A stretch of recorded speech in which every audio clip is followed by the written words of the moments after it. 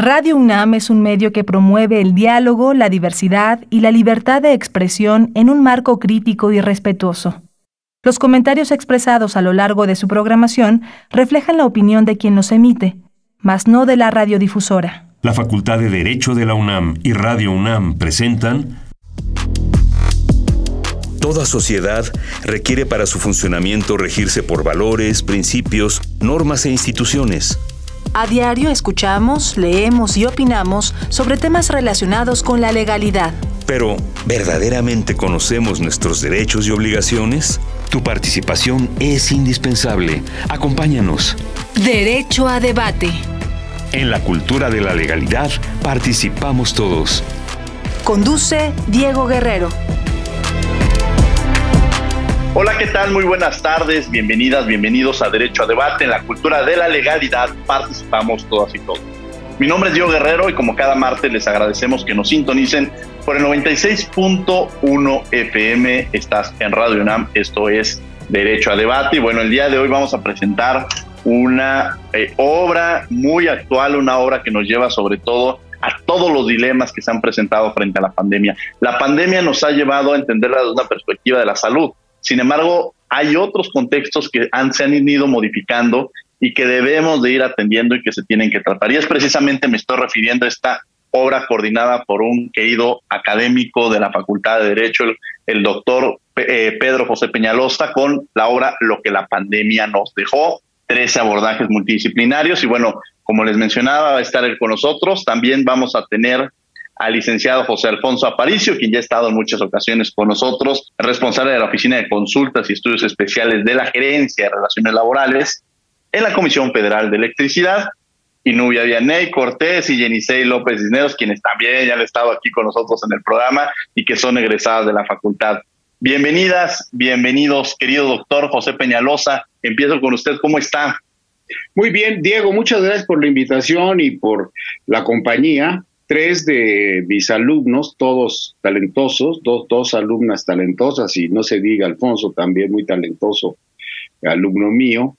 Y creo que el tema que hoy habremos de abordar es un tema crucial en la medida en que la pandemia ha sido solamente vista desde la óptica sanitaria, lo cual es pertinente pero insuficiente en la medida en que la pandemia ha tenido un efecto trepidatorio en el conjunto de la sociedad. Y por ello, pues me parece muy gratificante que tú nos hayas convocado a este programa, porque además los 3 personas que me acompañan, los 3 compañeros, son coautores del libro, es decir, son padres de la criatura, y hicieron aportaciones muy, muy, muy talentosas, de tal manera que me siento muy satisfecho de esta oportunidad para hablar de un tema que generalmente no se habla.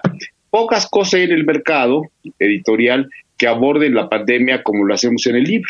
Lo hacemos desde una manera multidisciplinaria y multitemática. Conozco trabajos, como ustedes, acerca de la pandemia, pero lo hacen desde una manera unívoca, lo cual está muy bien, pero nuestro interés cuando trabajamos este libro era que el lector tuviera una visión caleidoscópica, es decir, que no solamente viese el fenómeno sanitario, el fenómeno económico, sino hay elementos sustanciales que están en el libro, como la cultura, la educación, el derecho penal, el tema laboral, las mujeres y la pandemia, en fin, la criminología y la pandemia, el marco económico de la pandemia. Hay trabajos sensacionales sobre el tema de la economía, de la política económica, de la globalización. En fin, yo creo que es un libro que, por cierto, ahora que puedo anunciar en este programa, el libro ya está a la venta, ya se puede acceder, comprar electrónicamente o en papel. Bueno, los antiguos como yo preferimos el papel, para oler el papel y si es posible gozar ese papel. Aquí lo está mostrando nuestro amigo José Alfonso. Estas compañeras no trajeron su libro, parece. ¿Cómo no? Aquí todos tenemos el libro, querido doctor. Platíquenos cómo surge la idea de crear esta obra, cómo la va imaginando, cómo la va construyendo, y sobre todo esta combinación que me parece que también es muy loable, y ahorita que les da el uso de la palabra, porque invitar precisamente en esta combinación entre profesores y alumnos, entre quienes han pasado por las aulas y han estado en esta formación con usted, e involucrarlos. Creo que eso habla de un formado. Pero ¿cómo empieza a construirse esta obra? Bueno, tocas dos temas nucleares que es bueno explicar. Primero, el armado de esta obra salió de mi hipotálamo. Es decir, cuando yo me di cuenta que la pandemia se estaba convirtiendo en un tema recurrente de la agenda pública, me puse a pensar, bueno, está bien lo que están diciendo, pero requerimos más explicaciones. Y entonces hice una lista de personas que me parece podrían decir algo desde su campo disciplinario, desde su experiencia, de los temas que creo que deberían estar en la agenda. Hice una lista donde están ustedes, por supuesto, todos los que están aquí estaban en esa lista, y empecé a palomear y tomar el teléfono o la red o el internet y los empecé a invitar. Y felizmente todos aceptaron, lo cual habla muy bien de ellos. Y el asunto era, ¿qué hacemos con un libro de esta naturaleza? Bueno, primero, conseguir la editorial. Yo tengo como editorial de cabecera Porrúa, y dije, bueno, a ver, con la pandemia y etcétera, a ver si Porrúa puede publicarla, y felizmente aceptó publicar la obra, y se hizo muy rápidamente la obra, por cierto, tengo que decir eso.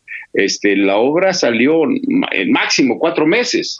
Entonces, es muy oportuna esta obra, y ese es un poco la génesis. Lo otro que me tocas es un tema que tengo que hablar en el marco personal. Yo soy una persona que me encarga mucho, me encanta impulsar a los jóvenes. Bueno, y aquí pueden decirlo mis alumnas, que me encanta impulsarlas. Con Jenny ya hice un artículo acerca de las drogas, y cuando les hablé a ellas también se entusiasmaron, porque yo estoy convencido, Diego, que las nuevas generaciones tienen que empezar a escribir, y no van a empezar a escribir si no los impulsamos nosotros.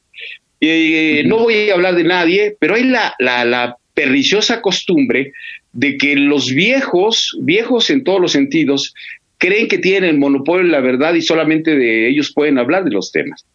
Entonces, yo me he encargado, esta es una parte de mi currículum, de impulsar jóvenes, y lo seguiré haciendo. Por supuesto que estas jóvenes, y lo que los invité, cuando invité al Alfonso, reaccionaron maravillosamente, se sorprendieron. Y por supuesto entregaron trabajos sensacionales, pero estoy convencido, y lo subrayo, de que hay que invitar a los jóvenes a escribir. Lo seguiré haciendo, lo he hecho. Si revisamos el libro, van a encontrar a otros jóvenes que también invité, que también han escrito poco, pero que dijeron muchas cosas en las cuartillas. Entonces, estas dos vertientes, ¿cómo construimos el libro y quiénes integran el libro? Me parece que tú lo apuntaste bien, Diego. Estamos haciendo un asunto intergeneracional. Personas ya consolidadas, como el director de la Facultad de Derecho, Raúl Contreras, o como Carlos Daz, en paz descanse, o como Arturo Arango, una persona que estudia estadística criminal muy consolidado, y jóvenes como los que están ahora, que están empezando a escribir, pero escriben muy bien. Y yo creo que estamos en presencia de un fenómeno que seguramente lo contaremos, porque yo tengo una concepción de la vida muy optimista. Vamos a tener a estas 3 personas que nos están acompañando, junto con Diego, por supuesto, a que van a escribir más. Y de temas torales. Este libro, cierro mi intervención, este libro puede ser un libro que nos ayude a construir un sendero multidisciplinario. Déjame decirte algo, Diego. Déjenme decirle algo. Nuestra tragedia nacional, desde el punto de vista conceptual, es creer que tenemos explicaciones disciplinarias y no multidisciplinarias. Creemos que el derecho resuelve los problemas sociales. Creemos que la sociología resuelve los problemas sociales. O creemos que la economía resuelve los problemas sociales. Y no. Tenemos que conjuntar las variables de todas las disciplinas para entender y hacerle entender al lector que no hay una sola explicación para entender el fenómeno de la pandemia, ni ningún fenómeno.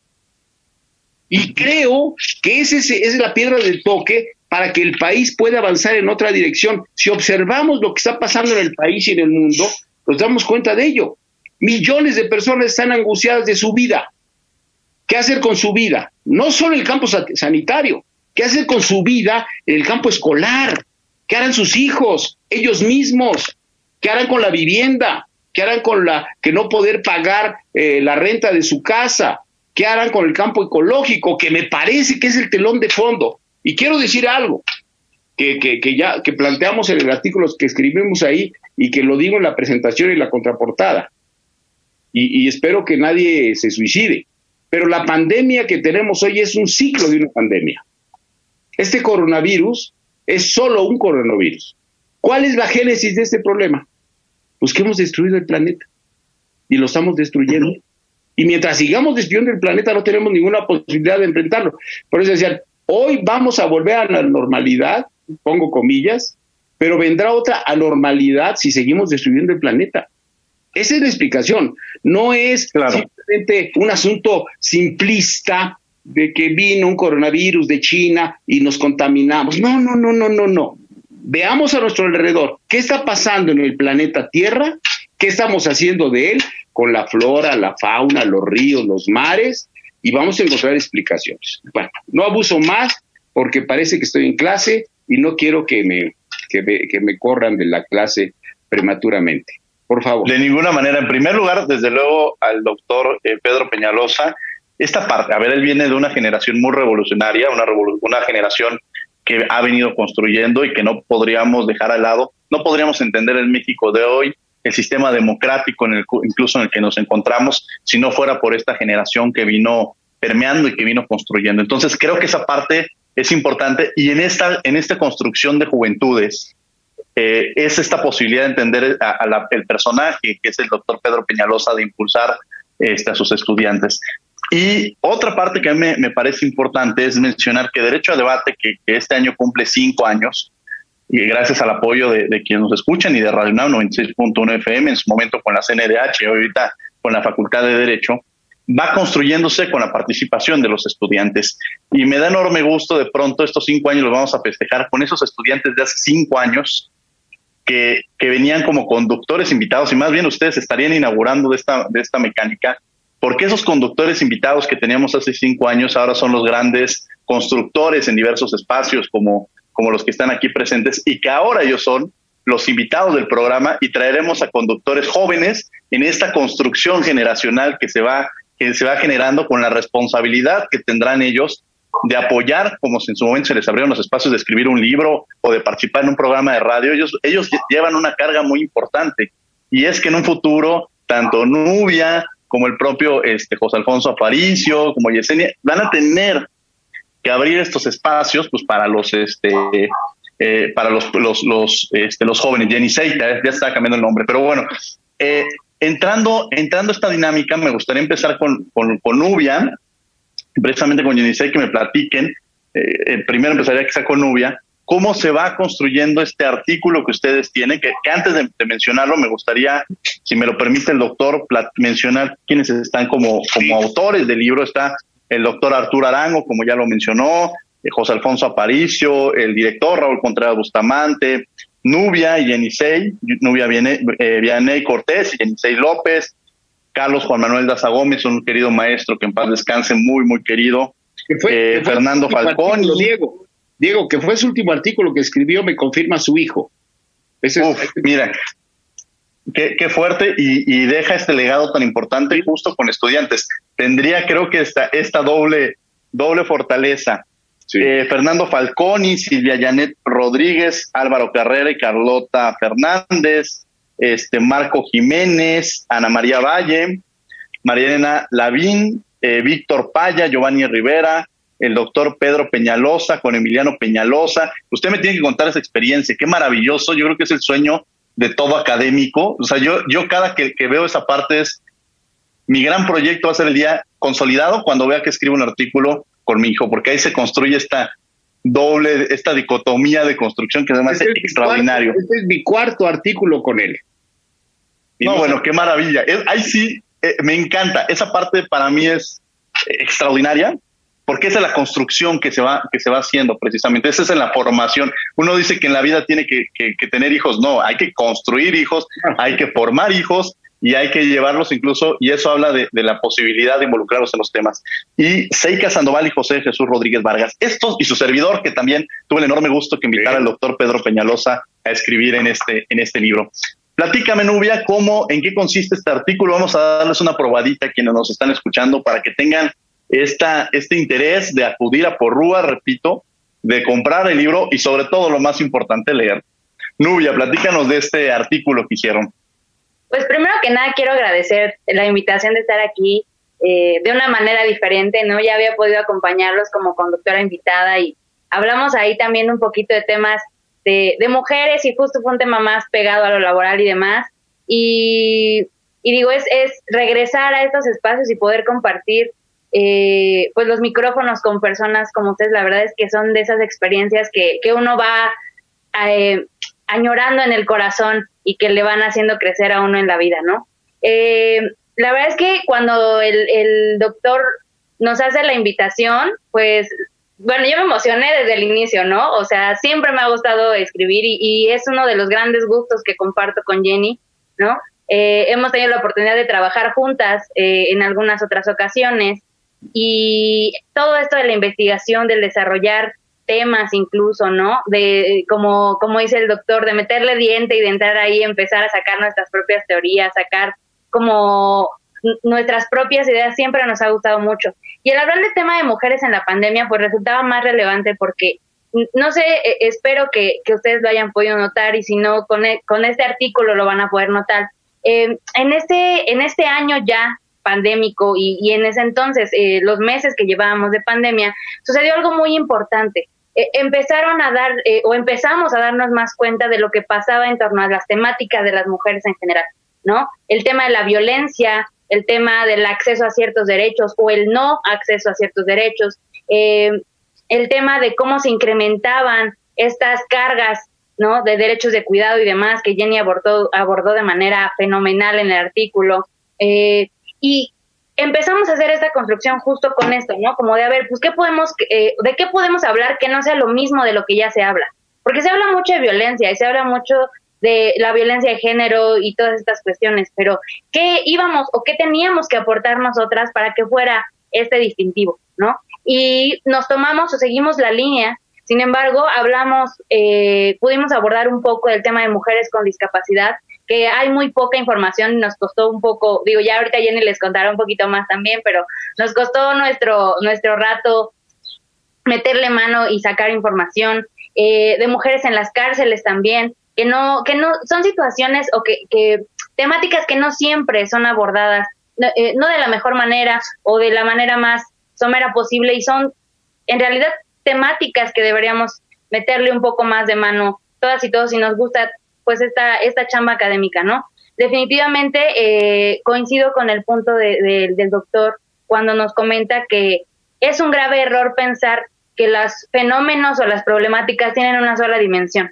Y creo yo que hablar de temáticas de las mujeres jamás se va a poder ver desde una sola óptica. O sea, cuando comienzas a investigar y comienzas a hacer estas relaciones, ¿no? De cosas que pasan y demás, te das cuenta que efectivamente entra en relación todo esto que llamamos una múltiple discriminación en muchas de las ocasiones, ¿no? Que tiene que ver el hecho de ser mujer, pero también el hecho de ser una mujer de determinada edad o no, de vivir en cierto o tal lugar, de contar con tales o cuales situaciones económicas o no tener algún grado académico y demás. Es decir, es multifocal lo que pasa y el abordaje que se hace a través de este libro es eso, es un poco el distintivo que yo les decía que queríamos y que tratamos, y definitivamente desde mi sentir quedó muy plasmado en esta participación, que debemos observar el panorama pero no desde un solo foco. O sea, cuando hablamos de temas de mujeres siempre se habla de que hay que ponerse esas gafas violetas y poder ver con perspectiva de género todo lo que sucede. Pero aquí implica, además de ponerte esas gafas violetas, tienes que darte cuenta del contexto muy en específico o no que pudiera estar sucediendo respecto a alguna discriminación en particular de las mujeres. Entonces, definitivamente fue una experiencia increíble. pues desarrollar esta investigación, ¿no? Y además hacerlo con una amiga, o en este caso, pues con una colega a la que le tienes mucho cariño y que compartes el gusto por el tema, es todavía más importante, porque además nos encontrábamos en ese momento, creo que estábamos en un curso de liderazgo feminista, ¿no? Algo así. Entonces, como que las temáticas se unían, o sea, tomábamos clase y luego de repente nos poníamos a pensar en qué otro tema podíamos meter, y así fue como se fue dando, pues, esas páginas que abordaron definitivamente, pues, lo que nosotras queríamos transmitir. Y sí, definitivamente es como muy emocionante verlo ahora plasmado, y con nombres, pues, de personajes tan importantes es todavía más importante, ¿no? Entonces, no sé, yo estoy muy emocionada y muy contenta. Bueno, ya nos habló un poco precisamente Nubia sobre esta obra y desde esta perspectiva que se va construyendo, pero platícanos, Yeniseis, ¿cuál fue tu experiencia y algunos elementos también de este artículo en esta conjugación de lo que ya han venido diciendo? Sí, bueno, muchas gracias antes que nada por la invitación nuevamente, igual que Nubia. La vez pasada estuve aquí como conductora y se habló de violencia política en razón de género, precisamente de las elecciones, entonces la temática es la misma. Y hace ratito decía el doctor Peñalosa que aceptar hablaba muy bien de nosotros, pero creo que haber aceptado habla muy bien de usted, doctor. O sea, que todos estamos dispuestos, o sea, que la invitación es maravillosa y pues que estamos dispuestos a colaborar, a ser coordinados por alguien como usted. Yo la verdad estoy muy agradecida por la oportunidad. Como ya había mencionado, ya me había usted invitado en otra ocasión a colaborar con usted en un tema pues distinto, pero que lleva la misma lógica, ¿no? Que tiene muchas aristas, que es muy difícil de visualizar de una sola forma. Y bueno, en el artículo, Nubia y yo tratamos ver esta cuestión histórica de las mujeres estructural, pero añadirle el factor pandemia, ¿no? O sea, sabemos que existe violencia, sabemos que existe discriminación, que hay un montón de cosas que venían, ¿no? Cuando inició la pandemia, sabíamos que este año venían elecciones, violencia política de género, trabajos de cuidado. En los últimos años ha habido un gran auge de la temática feminista en la literatura, en la academia. Ya el feminismo entra como una rama interseccional a otros estudios, a la economía, a la ecología, a la política. Siempre ha estado, pero en los últimos años surgió mucho. Y con este título lo que tratamos de hacer Nubia y yo es tomar este elemento pandemia y montarlo en todo lo que ya sabemos, ¿no? Ya sabemos que las mujeres realizan el 85% del trabajo del hogar. Y entonces, ¿qué pasó cuando las encerradas 3 meses, 4 meses, llevaban doble jornada, 3 jornadas sin paga, ¿no? Ya sabíamos que existían cifras horrendas, a decir verdad, de la violencia, bueno, de las denuncias de violencia dentro del hogar, pero también sabíamos que hay cifra negra, cifra que no se reporta. Entonces, bueno, súbale el factor pandemia. ¿Qué pasa? Estás encerrada con tu violentador, estás encerrada con la persona que te violenta, hay violencia económica, hay violencia sexual. Entonces, vamosle poniendo puntos a las is, ¿no? O sea, aquí hay esto, y con esto de la pandemia, con el tema de salud, se dificultó más, no nada más porque dificultó la pandemia a todos, sino también porque la condición de mujer, históricamente y especialmente en México, siempre ha sido un factor de riesgo. Entonces, vamos viendo qué es lo que sucede cuando metes a todo el mundo a su casa 3, 4, 5 meses, donde los hospitales están llenos. Entonces, si una mujer embarazada va, de por sí ya existe el problema de violencia obstétrica, entonces llegan, ¿qué pasa? ¿Hay cifras? ¿No hay cifras?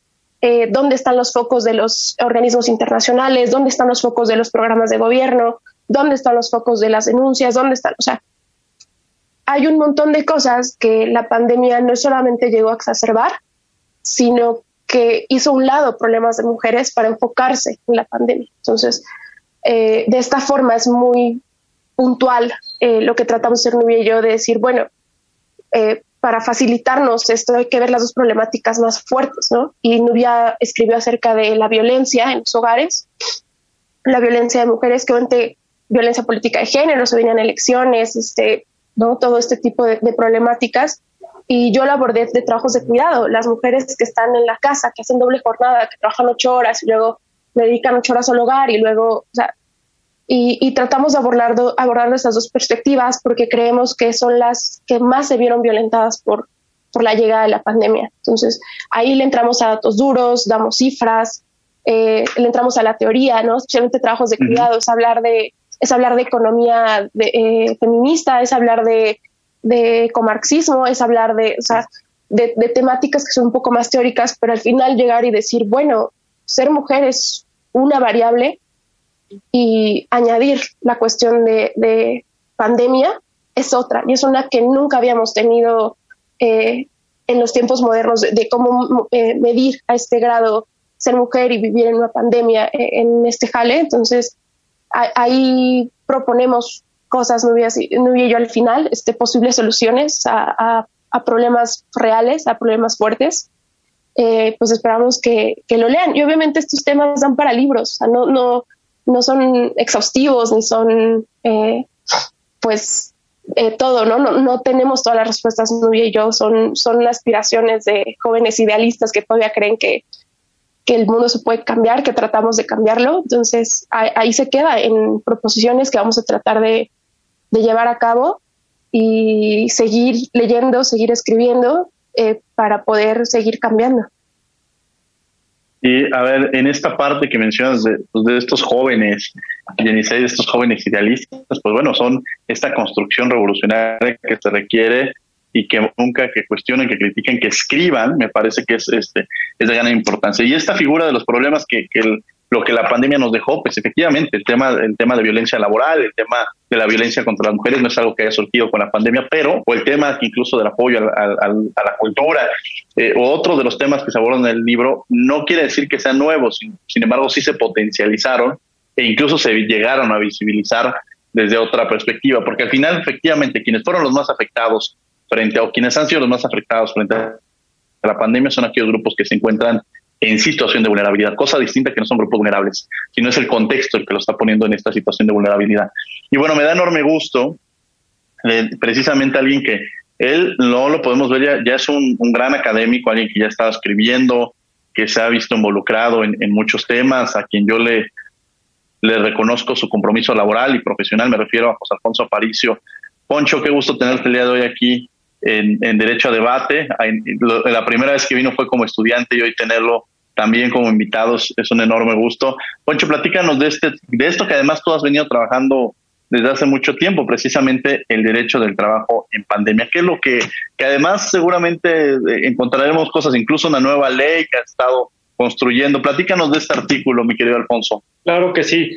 Muchas gracias. Bueno, realmente gracias a la generosidad del doctor Pedro Peñalosa, yo, quizás él no lo sabe, pero yo pude quizás concretar la fotografía de algo que en lo personal, por mis intereses académicos, profesionales, en el derecho del trabajo, se vio materializado en mi colaboración, insisto, en este libro en que generosamente el doctor Peñalosa me incluyó.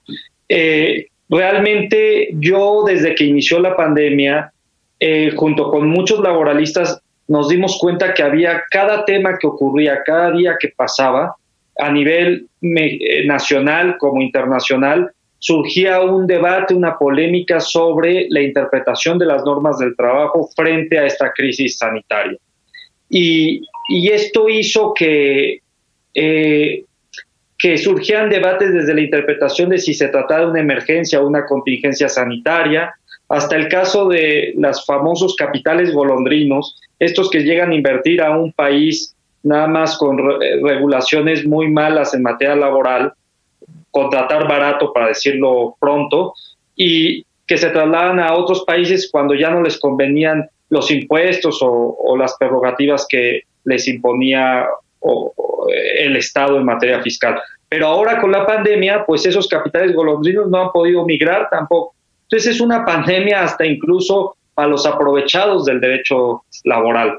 Y así yo fui recopilando una serie de cosas, los decretos erráticos o atinados del gobierno federal, el caso mexicano y también casos internacionales.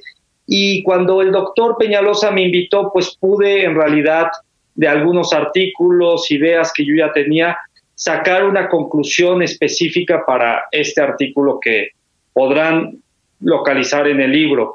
Realmente es una propuesta a manera de fotografía, que no es una monografía porque hago un análisis crítico además, de las relaciones de trabajo, en que yo en un principio creía que el derecho del trabajo nos quedaba de ver en esta pandemia, pero después entendí que más bien el derecho del trabajo sigue vigente como un ideal en el sentido de la estabilidad en el empleo, que es un principio fundamental, pero la regulación del derecho del trabajo no es acorde a este ideal del derecho del trabajo. Y esa regulación, en lugar de servir de protección a la parte más débil, al trabajador, a esta parte débil no solo históricamente en el derecho del trabajo, sino en esta pandemia en que los efectos más negativos se trasladan siempre a las partes débiles. En este caso, como mencionaban las colegas en el tema de género, pero aquí en el tema laboral, era necesario que hubiera un derecho del trabajo con más restricciones, seguridades jurídicas, y lo único que sirvieron las regulaciones laborales fue para justificar la pandemia, para justificar despidos, reducciones de salario o de prestaciones o suspensiones en el mejor de los casos de las relaciones de trabajo. En ese sentido, creo que la regulación es pobre y lo que hago es una crítica a esta regulación. Debo decir que esta crítica no se escribe solo en México. Las regulaciones en el mundo, incluso de las legislaciones de posguerra, que vivieron crisis fuertes, también sufrieron, digamos, una incertidumbre frente a la pandemia. No me quiero extender en el artículo, solo es una invitación a leerlo, como también pues agradecer con las personalidades con las que figuro, todas y todos, porque pues siempre es muy grato escribir, pero sobre todo que te lean, y para que te lean, publicar, y para que te publiquen una editorial como la que el doctor Peñalosa nos ha incluido dentro de la obra coordinada. Así que el agradecimiento es enorme al doctor y pues hasta aquí dejaría mi intervención para no llevarme más tiempo del necesario. Gracias, mi querido Alfonso.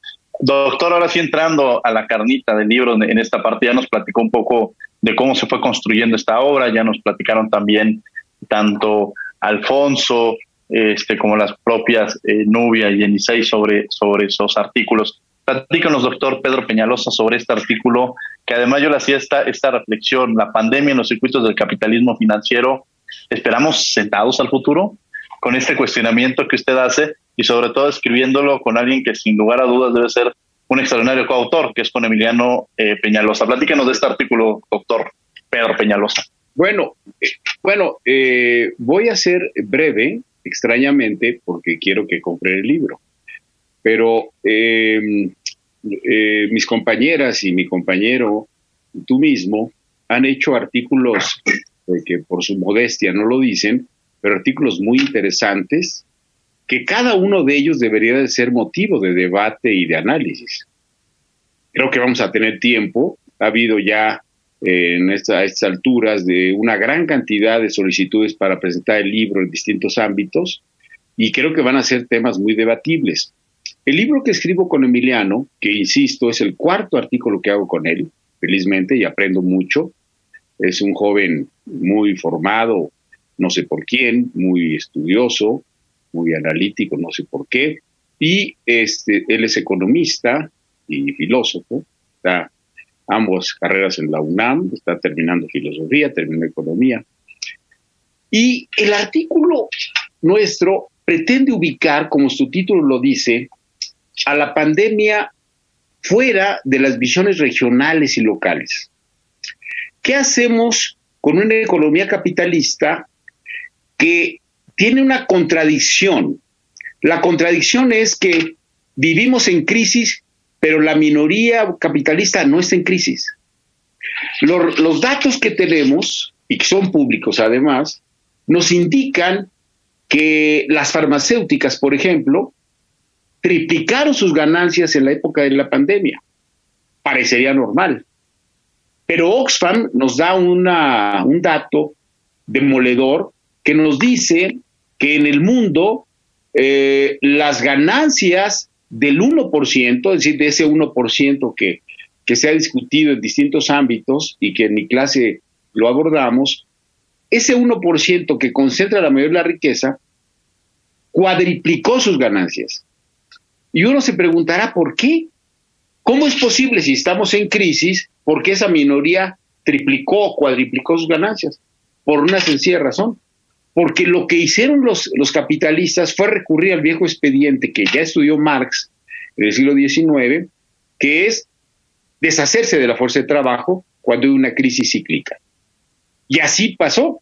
Vino la pandemia y lo que hicieron los capitalistas, estoy hablando de los grandes capitalistas, pues despidieron a los empleados porque ellos no podían ver afectada su tasa de ganancia.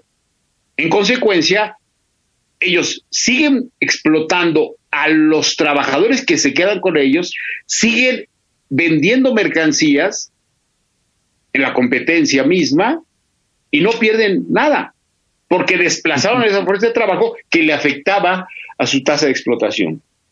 El segundo elemento que colocamos en nuestro texto tiene que ver con un elemento que me parece que va a estar en el debate en los próximos años, y que es la pregunta del artículo, ¿nos quedamos sentados esperando el futuro? Es que no hay posibilidades, y somos ahí contundentes, de que el capitalismo pueda, a diferencia de lo que dice CISEC, que el capitalismo pueda caerse a pedazos por esta pandemia. Está muy estudiado, no voy a abundar mucho de ello, pero está muy estudiado que el capitalismo requiere de crisis para depurarse. El capitalismo, cuando entra en crisis, no lo hace para derrumbarse, ni los capitalistas se van a su casa a dormir, a cuidar a sus nietos. Lo que sucede es que estas crisis del capitalismo, coyunturales o cíclicas, en este caso coyunturales, produjo algo que es muy interesante para el análisis macro, que en lugar de, insisto, al contrario de lo que dice CISEC, esta idea de que viene época de movilización social y que las masas se van a rebelar, al contrario, socializó el miedo. Y hoy tenemos una población llena de miedo, encerrada en su casa, alejada de la gente, no quiere tener contacto con la gente, bajo la divisa de que me puedes contaminar. En consecuencia, es más difícil convocar a movilizaciones sociales si tienes ese problema. En Europa se han dado incluso movilizaciones heterodoxas planteando que no debe usarse la máscara. Especialmente segmentos anarquistas han planteado eso. De tal manera que esta visión de qué va a pasar después de la pandemia, si hay un después, interrogo yo, que no va a haber un después, o este después coyuntural, creo que va a ser muy difícil pensar en que va a haber una revuelta social. Por esto que estoy diciendo, vamos a salir con miedo. Vamos a trabajar una hipótesis. Vamos a la hipótesis de que ya todo el mundo se vacunó, ¿sí? Y el efecto rebaño, ya logramos que la gente salga a la calle y reanudemos sus actividades. Vamos a esa hipótesis. ¿Quién en su sano juicio, de las masas asalariadas, va a pensar en movilizarse cuando una gran masa de trabajadores están en la calle desempleados? Y aunque se diga que hay un proceso de recuperación económica, como se ha dicho ahora, tenemos un problema serio. La recuperación económica va a ser muy lenta. Los estudios del Banco Mundial o del BID o del FMI nos dicen que México va a alcanzar un crecimiento económico rescatable de 4, 5%, 6% en 2026. ¿Por qué la crisis fue de tal impacto? Pero además el otro elemento es que, y lo digo yo en la presentación del texto, esa hojita que escribí, dice esa hojita que las políticas económicas que se llevaron a cabo los gobiernos fueron insuficientes para segmentos vulnerables, que ya eran vulnerables y que ahora, con esta crisis, se profundizó.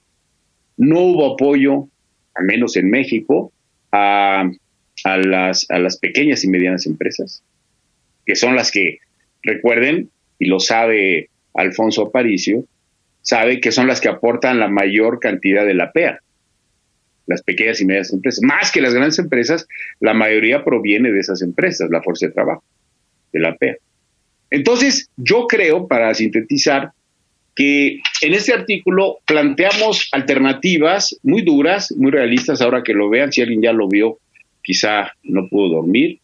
Estamos diciendo que no hay salidas si en el marco del capitalismo necesitamos otras salidas. Y termina el artículo, les digo el final, como las películas de Fellini, ¿no? Recuerden que las películas de Fellini empiezan con el final. Bueno, el final decimos, si hay un mundo distinto, pero hay que construirlo. Pequeño detalle. O sea, no estamos en presencia de un mundo que va a tirar a pedazos el capitalismo, ni mucho menos. No hay ninguna posibilidad.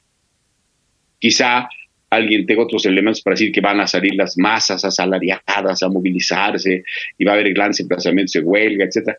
Nosotros no pensamos. ¿Por qué? Insisto, como empecé diciendo, por el miedo colectivo. Hay un miedo colectivo impresionante, incluso desde el contacto social.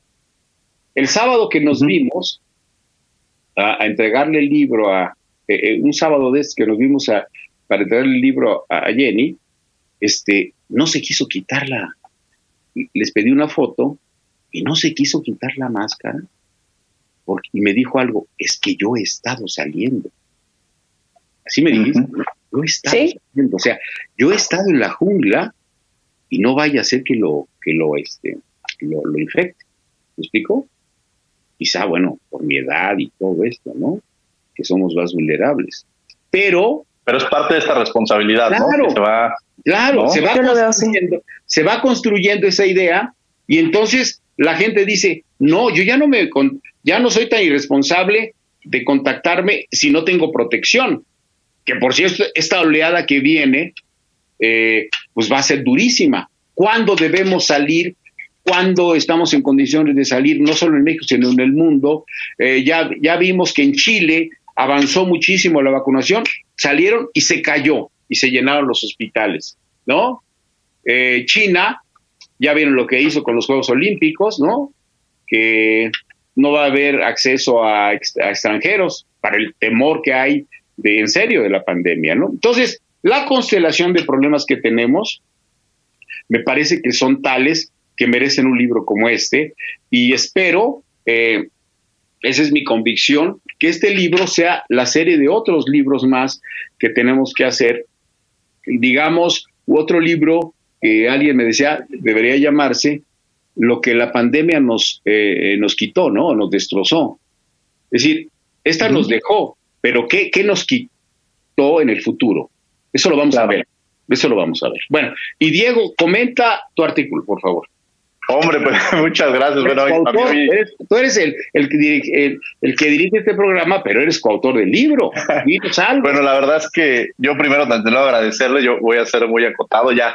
En el artículo de Contrarréplica haré algunas reflexiones sobre este artículo, pero es hablar sobre el contexto de la cultura, cómo fue cambiando la cultura, cómo fue cambiando el arte, cómo fue cambiando el acceso al mismo, ¿no? Si bien en el artículo 4 constitucional se establece párrafo 2 este acceso a la cultura, cómo se ha ido permeando, pero también la cultura es todo aquello que nos rodea. Entonces también cómo ha existido este proceso de adaptabilidad que hemos venido teniendo, incluso en algunas comunidades, por ejemplo, de pronto que estaban bordando, ahora empiezan a hacer cubrebocas. Entonces este proceso de adaptabilidad de que si antes estaban haciendo, nos ha obligado a hacerlo, ¿no? Pero también la otra realidad es el contexto de que muchos museos tuvieron que cerrar, que también eso es una de las realidades a las cuales se enfrentan. Nos empezamos a acostumbrar a que la cultura llega de forma, o los espectáculos llegan de forma gratuita, pero también el contexto laboral, y ahí quizá Alfonso lo podrá profundizar en algún momento que pudiéramos escribir sobre eso, porque pues el contexto laboral muchas veces de los artistas es muy complejo, referente a las garantías que en un momento dado pueden llegar a tener.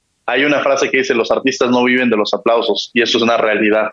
Entonces muchos de los artistas que no cuentan con garantizar esta seguridad social, pues bueno, se ven muy afectados. Y la verdad es que para mí fue un enorme gusto poder empezar a escribir sobre todos estos temas, ir leyendo, en estos días estuve leyendo algunos de los artículos, pero también reflexionar sobre la cultura, cómo es esto que nos rodea, cómo es esto que nos ha acercado y cómo también nos lleva a entender que también ha sido una posibilidad de empezar a cambiar, o sea, de empezar a ver la cultura precisamente como uno de los principales transformadores sociales y no verlo como generalmente acotamos a la cultura con el tema de las bellas artes, cuando la cultura va mucho más allá. La cultura no es solamente su espectáculo, la cultura no es solamente la música, la literatura, el teatro, la cultura es también esta cultura tradicional. Entonces, precisamente como lo decían, los grupos más afectados son aquellos grupos que se encuentran en situación de vulnerabilidad, aquellos creadores, por ejemplo, estas comunidades indígenas que se han visto con este conflicto de lo que se puede venir haciendo.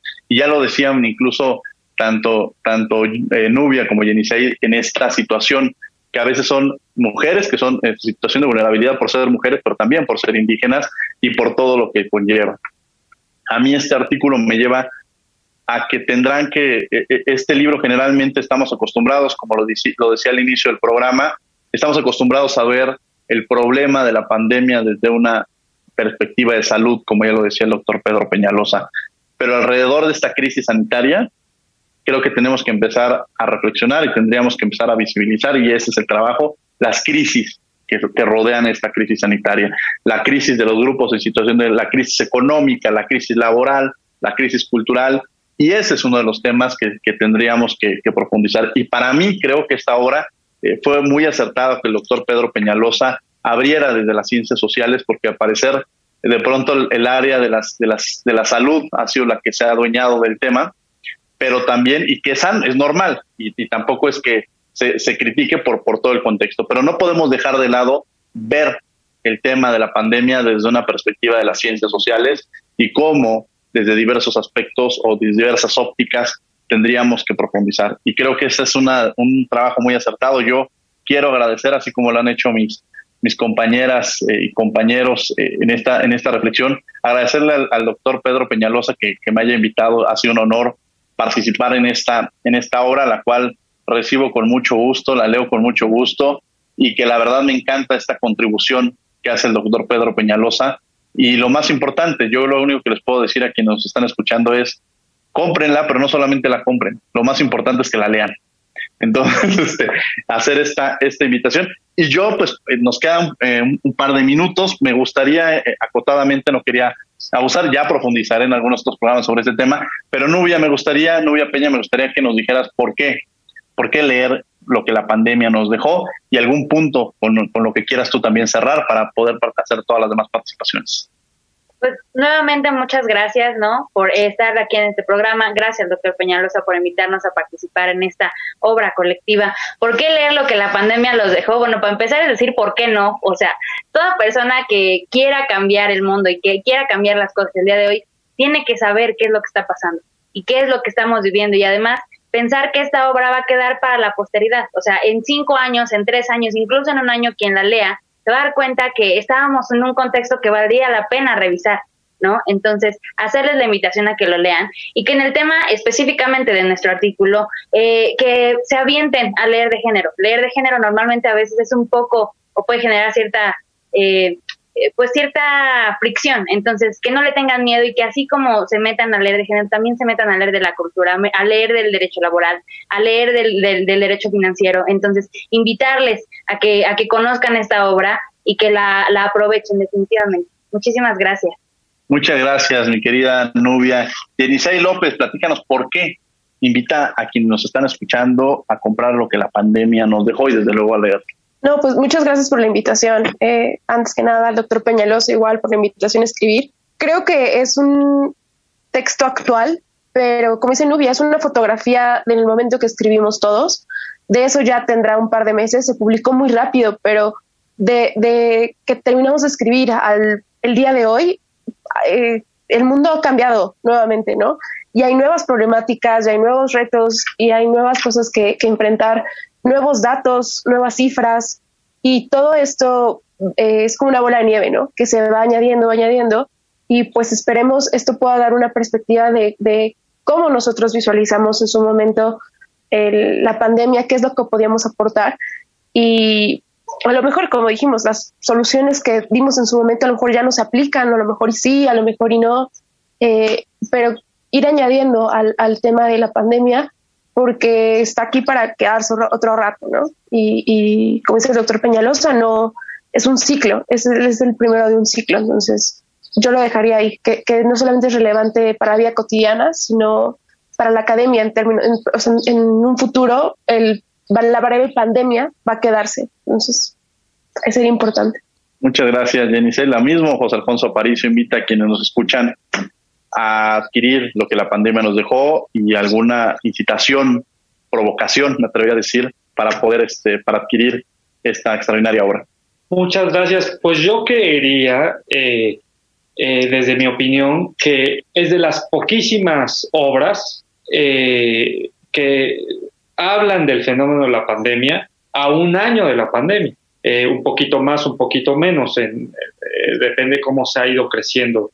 Pero eso hace que haya una reflexión más calibrada, sin necesidad de que necesariamente nos encontremos al final del túnel de esta pandemia. Y esto hace, pues, interesante por sí mismo la obra. Y luego, o antes quizás, o complementario a esto, mejor dicho, se encuentra que simplemente el hecho de estar coordinado por un académico tan consolidado con muchísimas obras, debo decir que eso tampoco lo ha de saber el doctor Peñalosa, pero incluso antes de yo ser su alumno, yo ya sabía de sus libros y de su participación y de sus convicciones críticas de izquierda, y es un reconocido profesor universitario. Así que creo que todo esto, además del sello de Porrúa, garantiza la calidad misma de la obra. Gracias, Alfonso. Querido doctor Pedro Peñalosa, con algo con lo que quiera cerrar para quienes nos escuchan. Sí, bueno, yo tengo que referirme a los radioescuchas de la siguiente manera, con preguntas. ¿Quiere usted explicarse qué es la pandemia? Compre el libro. ¿No quiere explicarse qué es la pandemia? No lo compre. ¿Quiere saber más allá de lo que dice un noticiero? Compre el libro. ¿Quiere permanecer enajenado en las reacciones primarias? No compre el libro.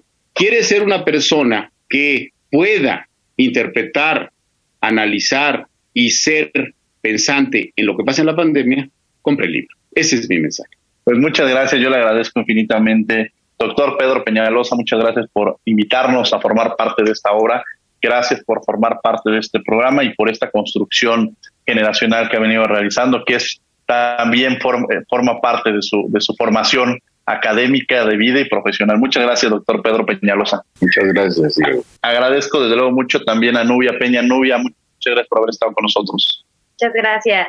Al contrario. Ahora en este carácter, ya no de conductores, alumnos, estudiantes, sino de invitados. Y desde luego también agradezco mucho a Yenice, también, que también ahora la tuvimos en esta figura de invitada, a Yenice López, ya no como conductora. Gracias, Yenice, por haber estado con nosotros. Gracias a ti por la invitación. Al contrario, mi querido José Alfonso Aparicio, a ti te tuvimos, ya te hemos tenido el conductor invitado y te hemos tenido también otras ocasiones como invitado. Muchas gracias por haber estado con nosotros. Al contrario, gracias una vez más. Pues bueno, yo les agradezco a nuestros invitados, les agradecemos a todas y a todos ustedes que han estado con nosotros.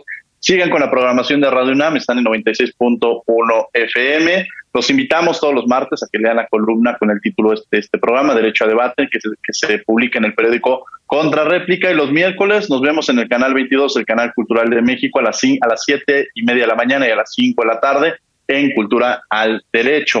Agradecemos a la Facultad de Derecho y a Radio UNAM. Coordinación, Yanis Hernández y Fernanda Sánchez. Redacción y voz de las notas, Ana Salazar. Asistencia, Mari Carmen Granados, Elías Hurtado y Edgar Cabrera. Controles técnicos y producción, Paco Ángeles. No olviden que nos escuchamos de ley todos los martes. Esto fue Derecho a Debate. Por hoy concluye la discusión, pero no se pierdan el próximo tema en Derecho a Debate. En la cultura de la legalidad participamos todos.